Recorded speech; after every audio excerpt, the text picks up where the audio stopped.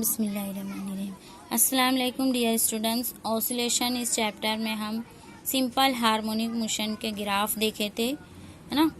Graphical representation of displacement, velocity और acceleration. इसके बाद हम पीरियड देखेंगे, period of simple harmonic motion.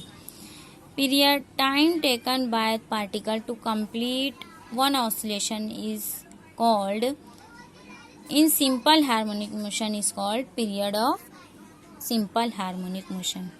जब एक पार्टिकल मीन पोजीशन से एक्सट्रीम पर जाता है, पॉजिटिव एक्सट्रीम, फिर पॉजिटिव से मीन पर आता है, फिर निगेटिव एक्सट्रीम और निगेटिव से मीन पर जाता है, तो ये एक कंप्लीट साइकिल जब कर लेता है तो ये जितना टाइम रिक्वायर होता है इस एक कंप्लीट साइकिल के लिए, that is called period of particle या period of simple harmonic motion. ये हार्मोनिक मोशन क्योंकि परफॉर्म कर रहा है पार्टिकल, इसलिए एक ऑसिलेशन कंप्लीट करने के लिए जितना टाइम रिक्वायर होगा दैट इज पीरियड। पीरियड की इक्वेशन जो है वो हम निकालेंगे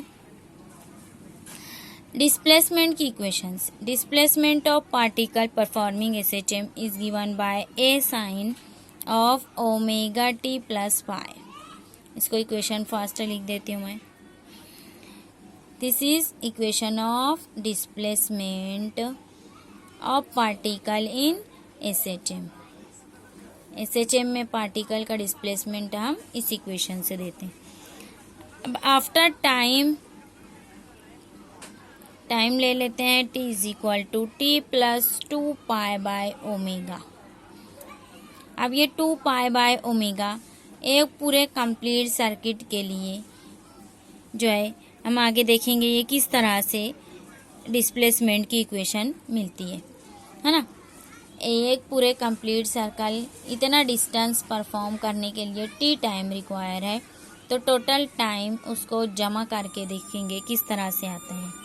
x is equal to displacement is equal to A sine of omega, t की जगह क्या रखेंगे, ये इतना पूरा t plus 2 pi by omega, ये पूरा कॉस में plus pi.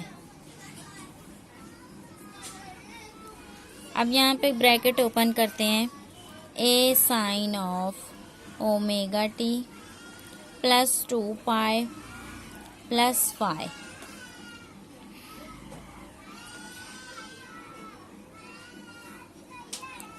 A sine of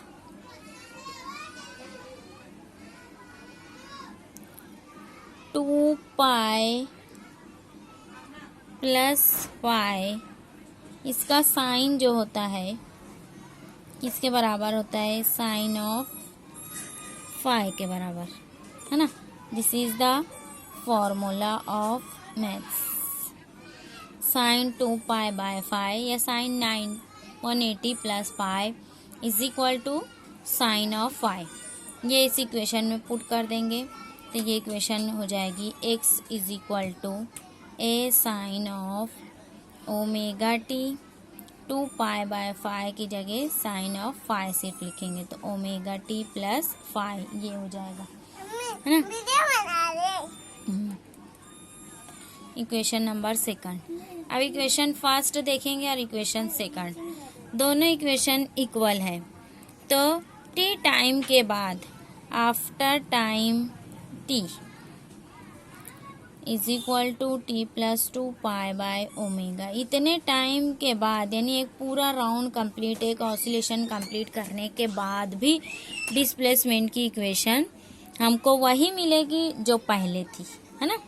पहले जो इक्वेशन थी डिस्प्लेसमेंट की फिर से वही मिली एक साइकिल कंप्लीट करने के बाद। After time this the displacement is same, displacement is same as equation first. That means for time 2 pi by omega the particle complete one oscillation. एक ऑसिलेशन कंप्लीट करने के बाद फिर से उसका डिस्प्लेसमेंट उतना ही हो जाता है, यानी फिर से वो अपनी मोशन को रिपीट करता है, सेम पोजीशन पे आ जाता है, फिर से रिपीट करता है, उतने टाइम के बाद एक पीरियडिक टाइम के बाद फिर से रिपीट करता है, इसलिए इसको हार्मोनिक मोशन कहते हैं। तो टाइम जो है t इज इक्वल टू 2π/ω, इतने टाइम के बाद वो रिपीट करता है अपनी ऑसिलेशन को। t is equal to 2π/ω। अब in SHM we have omega square is equal to k/m। ये हम पहले लेक्चर में ये ओमेगा की वैल्यू ये ऑब्टेन कर चुके हैं। तो यहाँ पे ओमेगा हो जाएगा √k/m। अब ये पीरियड के इक्वेशन में रख देंगे t इज इक्वल टू 2π। अब ओमेगा की जगह क्या रखूँगी मैं, √k/m। t is equal to 2π√m/k, है ना। ये ऊपर आएगा तो m जो है वो ऊपर आ जाएगा और k डिनोमिनेटर में। तो ये इक्वेशन हमारी हो गई पीरियड की, period of particle performing SHM। But k is equal to, k जो है वो किसके बराबर है, k इज इक्वल टू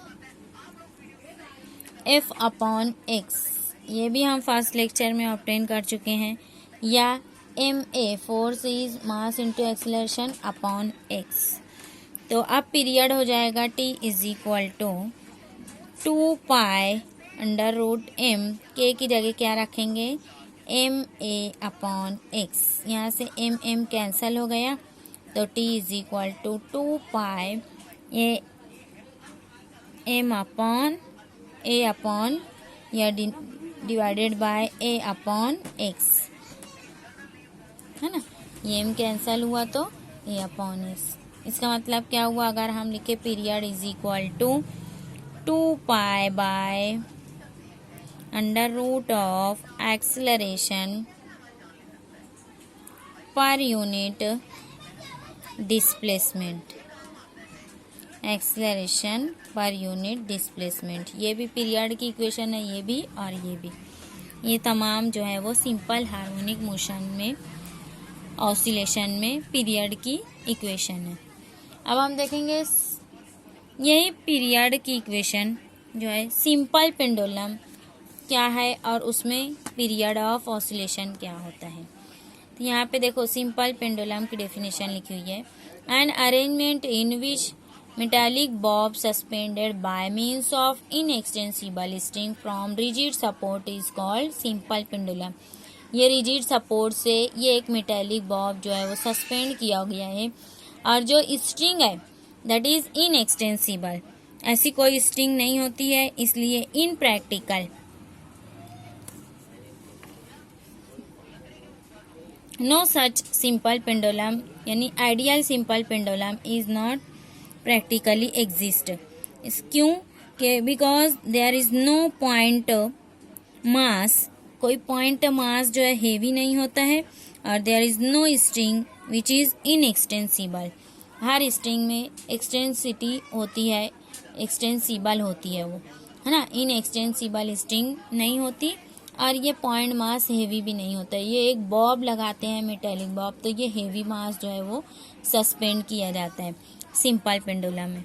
अब यहाँ से हम देखेंगे consider simple pendulum of Bob small m। इसका मास जो है स्मॉल m है, mass of Bob, and l is the length of pendulum, length of pendulum. ये हमने सपोज किया, लेंथ ऑफ पेंडुलम और मास ऑफ बॉब। अब इस डायग्राम में देखेंगे ये लेंथ ऑफ पेंडुलम और ये जो एंगल बन रहा है ये एंगल थीटा। ये मीन पोजीशन से पार्टिकल यहाँ तक जाता है, फिर यहाँ से यहाँ, यहाँ से यहाँ वापस आता है। इस तरह से ऑसिलेशन जो है वो परफॉर्म करता है। यहाँ पर जो टेंशन एक्ट हो रहा है, ये स्ट्रिंग में जो टेंशन है T, it is resolve in 2 components. 2 components में इसको रिजॉल्व किया गया है। फर्स्ट ये वाला साइन थीटा और इसके अपोजिट साइड ये इस तरह से, यहाँ पे इसका मास mg है। ये डाउनवर्ड डायरेक्शन में मास mg एक्ट हो रहा है और यहाँ से ये इस तरह से अगर हम ये डायग्राम कंप्लीट करें तो ये टेंशन के अपोजिट डायरेक्शन में टी कॉस ऑफ थीटा, ये टेंशन टी को बैलेंस कर रहा है, और ये है टी साइन ऑफ थीटा या M G sine of theta, ये एम जी कॉस थीटा और ये M G sine of theta. यहाँ पे साइन थीटा और ये कॉस थीटा, दो कंपोनेंट्स में वेट को डिसॉल्व किया गया है, M G cos theta, M G sine theta. अब ये जो है first one M G cos theta, M G cos theta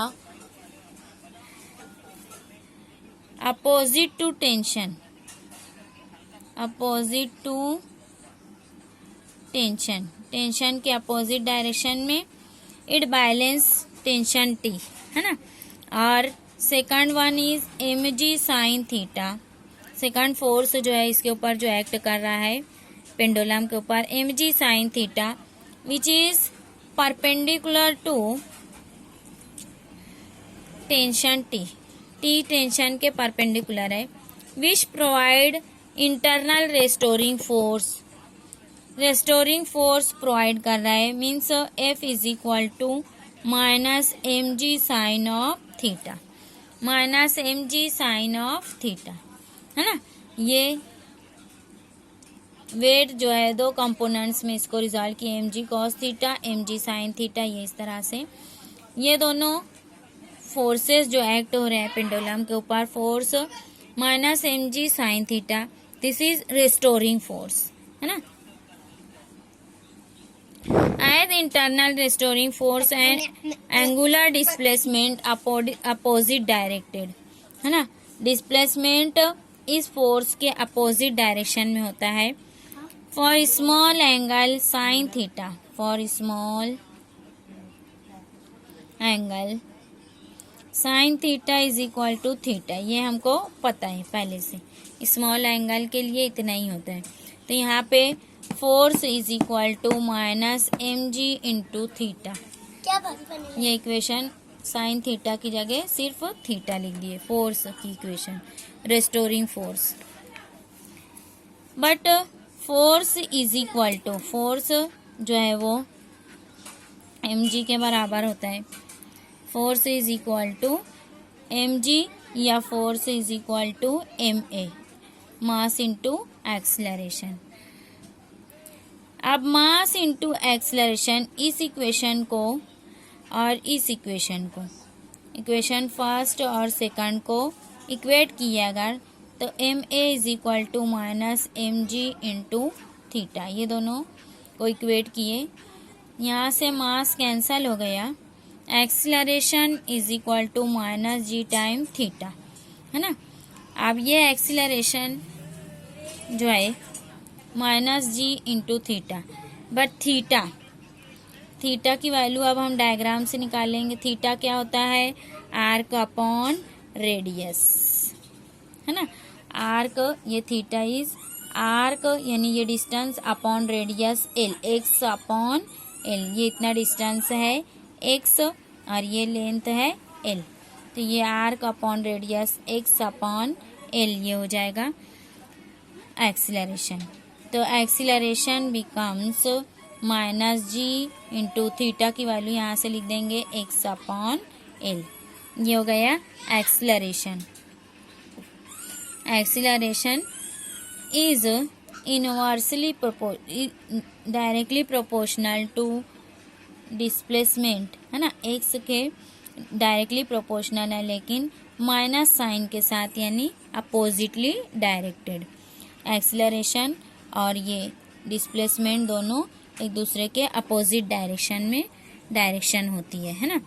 as यहाँ पे जी एंड एल जो है वो कांस्टेंट है, इसलिए acceleration is directly proportional to minus X, दोनों अपोजिट डायरेक्शन में डायरेक्ट होते हैं, है ना, directed in opposite direction. For small angular displacement simple